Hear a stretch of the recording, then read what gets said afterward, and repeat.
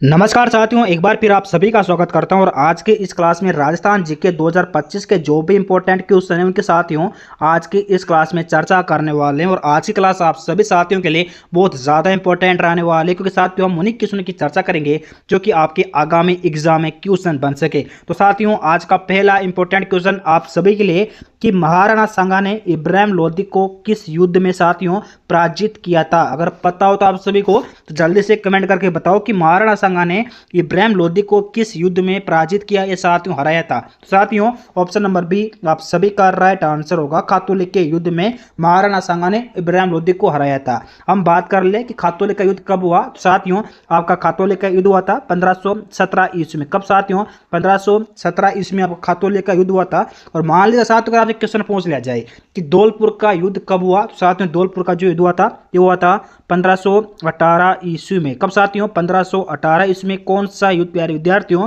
धौलपुर का युद्ध। ठीक है साथियों खातौली का युद्ध 1517 में, धौलपुर का युद्ध 1518 में। ठीक है साथियों आगे हम चर्चा कर ले कि खानवा का युद्ध कब हुआ। तो साथियों खानवा का जो युद्ध था ये साथियों कहीं पर आपको 16 दिखेगा, कहीं पर साथियों आपको 17 मार्च। ठीक है साथियों 16 या 17 मार्च आपका 1527 में। कब साथियों 16 या 17 मार्च 1527 में साथियों किसका युद्ध हुआ था?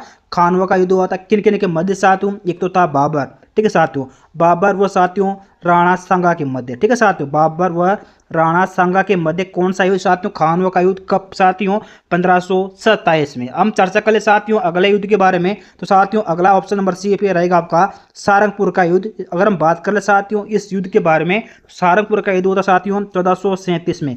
कब साथियों 1437 में महाराणा कुंभा, ठीक है महाराणा कुंभा वेश खिलजी के मध्य। ठीक है साथियों महाराणा कुंभा व खिलजी के मध्य 1437 में साथियों आपका सारंगपुर का युद्ध हुआ था। हम बात कर ले साथियों सिवाना का युद्ध। तो साथियों ये युद्ध हुआ था 1308 में। कब साथियों 1308 में खिलजी व शीतल देव के मध्य साथियों 1308 में सिवाना का युद्ध हुआ था। ठीक है साथियों अगले क्वेश्चन के ऊपर हम चर्चा कर लेते हैं। और साथियों आपका राइट आंसर था ऑप्शन नंबर बी खातौली का युद्ध। ठीक है अगले क्वेश्चन के ऊपर हम चर्चा करते हैं जो कि एक अच्छा क्वेश्चन रहने वाला है आप सभी के लिए कि किसने दिल्ली, जयपुर, बनारस, उज्जैन तथा मथुरा में वेधशाला बनवाए। तो साथियों जल्दी से कमेंट करके बताओ कि किसने दिल्ली, जयपुर, बनारस, उज्जैन और मथुरा में साथियों वेधशाला जंतर मंत्र बनाए। तो साथियों इसका आंसर होगा ऑप्शन नंबर आपका होगा 20 का राइट आंसर हो जाएगा सवाई जय सिंह साधु द्वितीय ने। ठीक है हम अगले क्वेश्चन के यहाँ पर हम चर्चा कर लेते हैं जो कि आपके लिए बहुत ज़्यादा इंपॉर्टेंट रहने वाला है कि साथियों 11 जून 1665 ईस्वी की जो साथियों मुगल और मराठा के मध्य संधि किसके प्रयासों से संभव हुई। साथियों ये क्वेश्चन आपके लिए बहुत ज़्यादा इंपॉर्टेंट रहने वाला है। और साथियों ये क्वेश्चन आपको आगामी एग्जाम में देखने को मिल सकता है कि 11 जून 1665 ईस्वी को मुगल और मराठा के मध्य संधि जो हुई थी ये साथियों किसके प्रयासों से संभव हुई। तो साथियों ऑप्शन नंबर ए इसका राइट आंसर होगा साथियों मिर्जा राजा जयसिंह इसका सही जवाब हो जाएगा। और साथियों ये जो संधि हुई थी साथ एक तो साथियों जहांगीर, ठीक है जहांगीर वेश अमर सिंह के मध्य। ठीक है साथियों जहांगीर व अमर सिंह के मध्य ये संधि साथियों 5 फरवरी। कब साथियों 5 फरवरी 1665 ईस्वी को हुई थी। ठीक है साथियों अगले क्वेश्चन के ऊपर हम चर्चा कर रहे थे जो कि आप सभी के लिए बहुत ज़्यादा इंपॉर्टेंट रहने वाला है कि मेवाड़ के किस शासक के समय मेवाड़ मुगल संधि हुई थी। जल्दी से कमेंट करके बताओ कि मेवाड़ के किस शासक के समय मेवाड़ मुगल संधि हुई। तो साथियों इसका आंसर होगा ऑप्शन नंबर सी इसका राइट आंसर हो जाएगा अमर सिंह साथियों इसका सही जवाब होगा। अगले क्वेश्चन के ऊपर हम चर्चा कर लेते हैं जो कि साथियों आप सभी के लिए बहुत ज़्यादा इंपॉर्टेंट रहने वाला है। ठीक है साथियों कि किस कछुआ शासक ने आमेर को अपनी राजधानी बनाया। अगर पता हो तो आप सभी जल्दी से कमेंट करके बताओ कि किस कछुआ शासक ने आमेर को अपनी राजधानी बनाया। तो साथियों इसका आंसर होगा ऑप्शन नंबर सी इसका राइट आंसर होगा साथियों यहाँ पर कोकिल देव जो होगा इसका सही जवाब होगा। और हम बात कर ले साथियों जो कोकिल देव था किसका पुत्र था? साथियों दुल्ले राय का पुत्र था। ठीक है साथियों दुल्ले राय का जो पुत्र था साथियों कोकिल देव इन्होंने साथियों 14वीं शताब्दी में, कब साथियों 14वीं शताब्दी में आमेर पर किन का अधिकार था? साथियों आमेर पर था मीणाओं का अधिकार। किन का अधिकार था साथियों?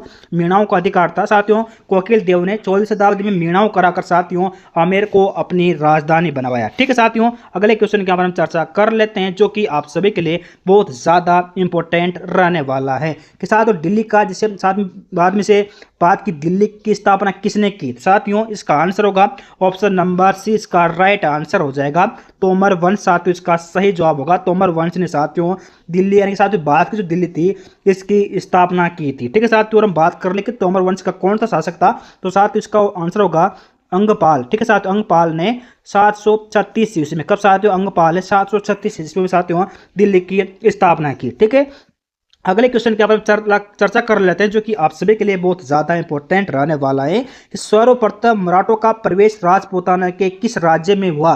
तो साथियों इसका आंसर होगा ऑप्शन नंबर बी, कोटा इसका राइट आंसर हो जाएगा। और मान लीजिए साथियों आपसे क्वेश्चन पूछ लिया जाए कि कोटा में मराठों का प्रवेश कब हुआ, तो साथियों इसका आंसर होगा 1726 ईस्वी में। साथियों 1726 ईस्वी में मराठों ने कोटा पर आक्रमण किया था।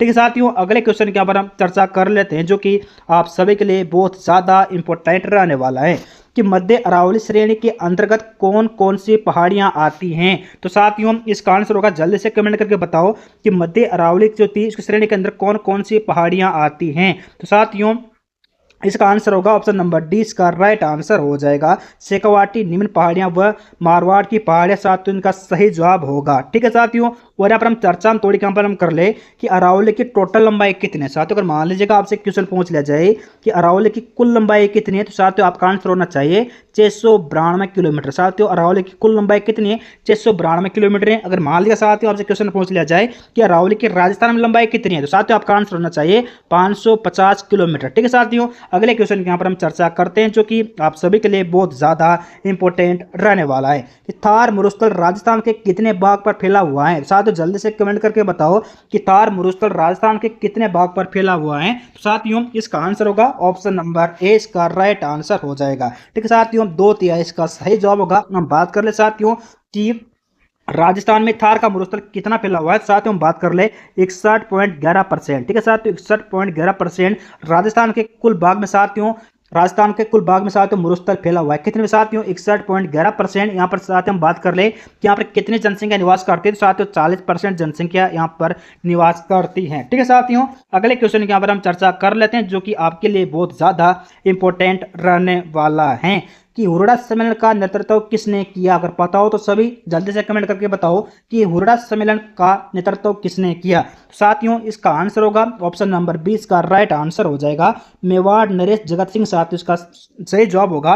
और साथियों कब किया? साथियों 1734 ईस्वी में। कब साथियों? 1734 ईस्वी में हुरडा सम्मेलन का नेतृत्व मेवाड़ नरेश जगत सिंह ने किया था। ठीक है साथियों, आगे हम चर्चा कर ले जो कि आपके लिए बताना बहुत ज्यादा इंपॉर्टेंट है। अगर साथियों आपको पता हो तो इसका आंसर जल्दी से कमेंट करके बताना कि राजस्थान के लोक देवता, ठीक है साथियों, कि राजस्थान के लोक देवता वीर कलाजी राठौड़ का जन्म स्थल कौन सा है? अगर साथियों पता हो तो सभी जल्दी से कमेंट करके बताओ कि राजस्थान के लोक देवता वीर कलाजी राठौड़ का जन्म स्थान कौन सा है? ऑप्शन नंबर ए साथियों जोरडा, ऑप्शन नंबर बी रेवाड़ा, ऑप्शन नंबर सी खेजड़ी, ऑप्शन नंबर डी तोरण। जल्दी से कमेंट करके इसका आंसर बताने की कोशिश कीजिएगा। देखिए साथियों आपका कितना जीके मजबूत है। और साथियों मिलते हैं नेक्स्ट